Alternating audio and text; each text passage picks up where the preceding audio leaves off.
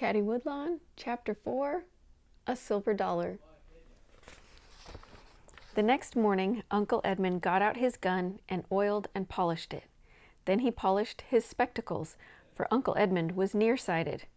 "Now," he said, "I've missed the pigeons, and that's a great pity, for a nearsighted man can always bring down a nice bag of pigeons. But I must do the best I can. Who will go with me to help me sight my game?" Tom and Warren and Caddie stood beside him, in breathless anticipation of this question. Uncle Edmund always asked it, and he always chose one of the three of them to go with him.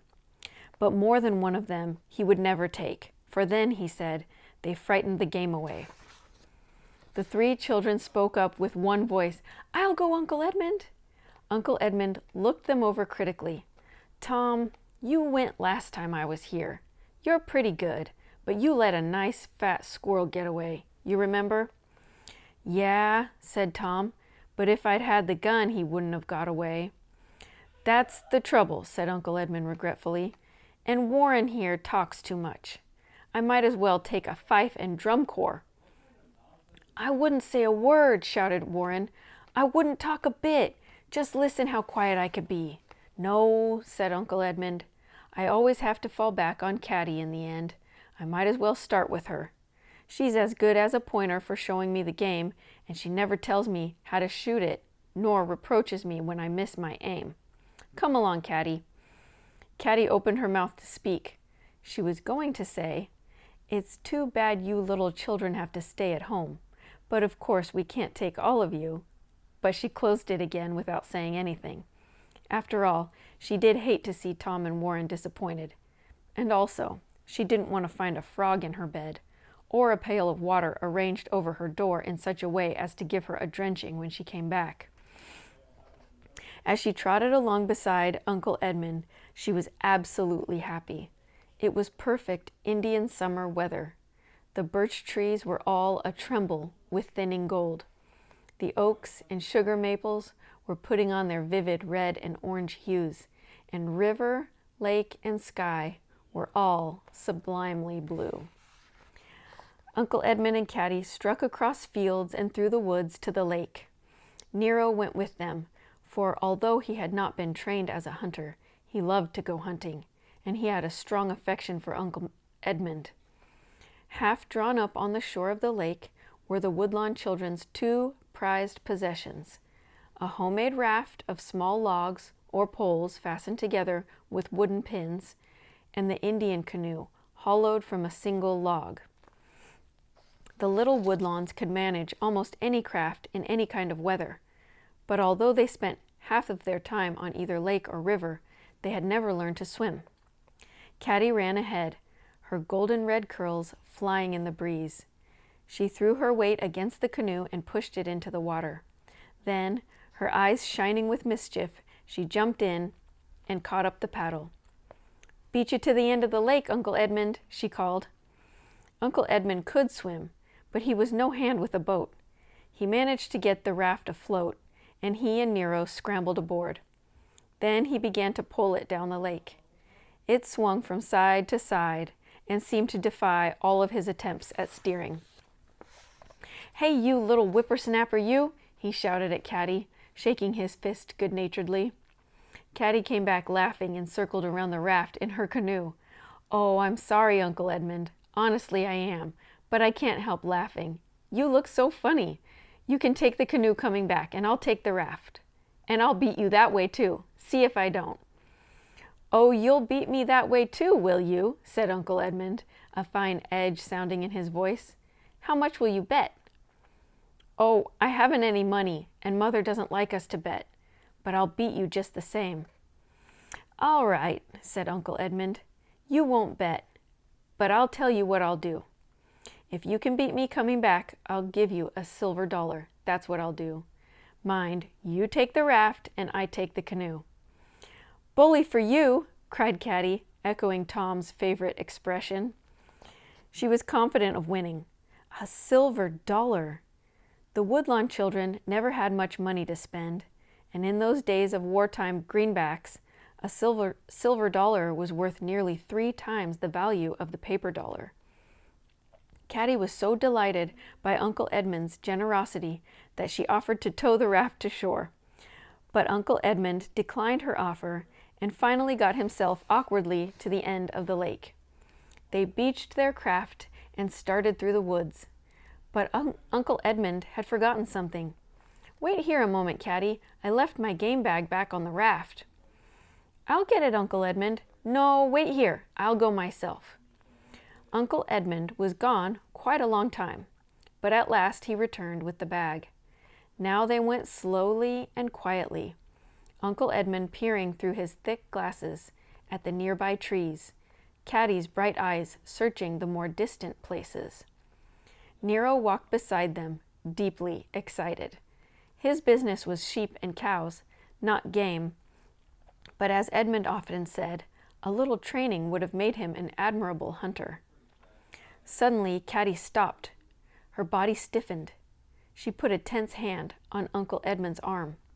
"There," she whispered, pointing to the branch of a tree some yards ahead. A squirrel sat there motionless, trying to look like a part of the tree. Uncle Edmund followed the direction of her finger with his nearsighted eyes. He raised his gun to his shoulder. Bang! The report reverberated through the woods, shattering the silence into 100 echoes. "I got him!" shouted Uncle Edmund exultantly. "By golly, Caddie, I got him!" Caddie was as delighted as Uncle Edmund. She and Nero raced to retrieve the squirrel for Uncle Edmund's game bag. It was well along in the afternoon when they started back toward the lake. Uncle Edmund was treading on air, for he had 3 squirrels and a brace of partridges, and for a nearsighted man, that was a good bag. Caddie's mind returned to the silver dollar she was going to win. "Remember, I'm going to beat you across the lake, Uncle Edmund," she chirped. So you said, agreed Uncle Edmund jovially, chuckling to himself.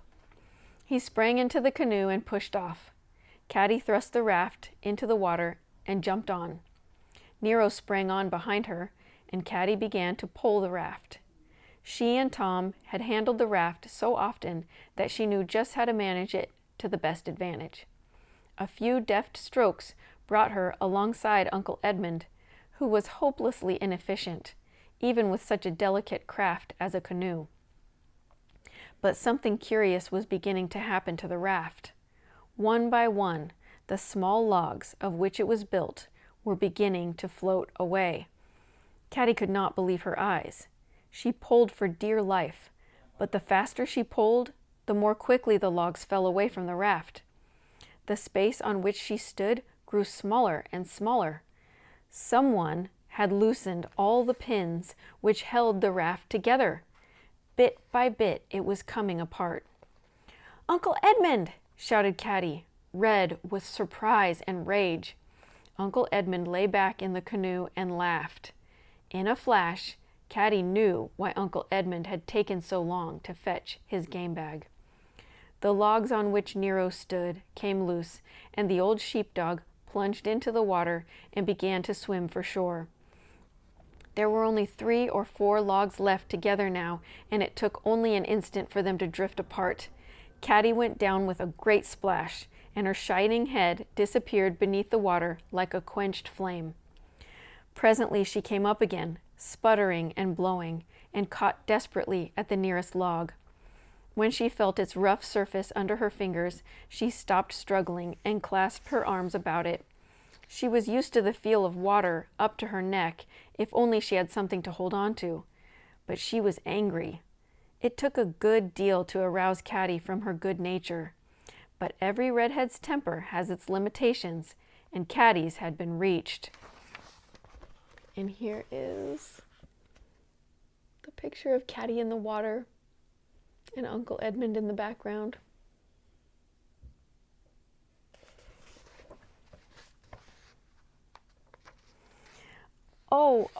Oh, she sputtered, too angry to find any words. Now that Uncle Edmund had had his little joke, he began to be worried. He brought the canoe around and helped Caddie into it. "Say, Caddie," he said, "I never thought that raft would come apart so quickly. Honestly, I just wanted to scare you a little. You don't mind getting a little wet, Do you? Just for fun?" Caddie sat in the bottom of the canoe, straight and stiff. Streams of water ran down all over her and made a puddle around her. Her face was pale, and her hazel eyes flashed cold fire, but still she couldn't find a word to say to relieve her bottled indignation. "Oh, say, Caddie, don't take it so hard," coaxed Uncle Edmund. "It was just a joke. Listen now, I'll give you that silver dollar I promised. But say, don't tell your mother, Caddie." At last, Caddie exploded. "Are you trying to bribe a Woodlawn, Uncle Edmund?" she shouted.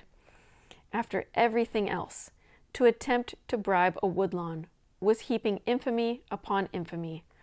"No, no, no," protested Uncle Edmund anxiously.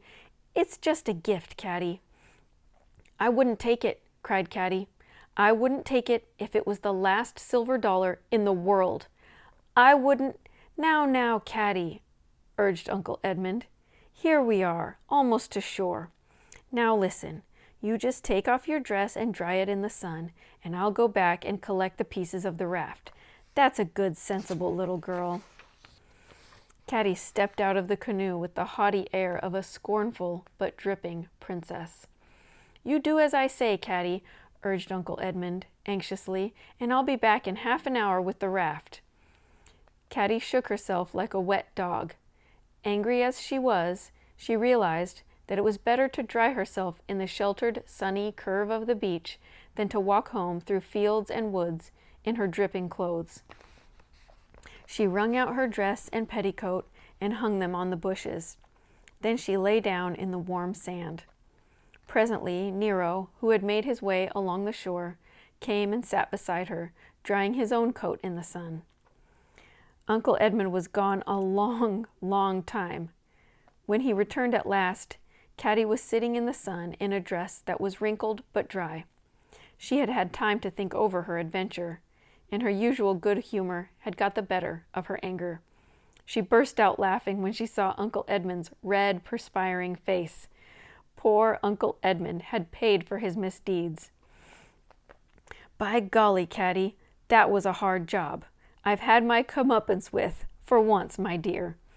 But they're all here. I got every one." Behind the canoe, he was towing the pieces of the raft, bound together with a rope which the children always kept in the bottom of the canoe. Caddie helped him pull the poles in to shore. He had managed to salvage most of the pins, too, and the two of them put the raft together once again. "Well, I guess we're even, Uncle Edmund," said Caddie, gravely smiling. She held out her small brown hand. Uncle Edmund shook it heartily, but he said, "No, Caddie, we're not even yet. I promised you a silver dollar." "You said if I beat you to the end of the lake on the raft, or if I wouldn't tell Mother. But I didn't beat you, and I am going to tell Mother." Yes, of course," said Uncle Edmund hastily. "But this dollar is just burning a hole in my pocket, my dear. Here, take it. It belongs to you." Suddenly, Caddie felt the weight of a silver dollar in the pocket of her dress. She put her hand in her pocket, and the silver dollar felt warm and round to her fingers. "Thank you, Uncle Edmund," she said. They gathered up the game bag and the gun and started for home. Their three figures were silhouetted against the sunset: Caddie, Nero, and Uncle Edmund, and their three shadows trailed far out behind them. Uncle Edmund, with a lulled conscience, was whistling, but Caddie's mind was busy with the many, many ways in which one could spend a silver dollar.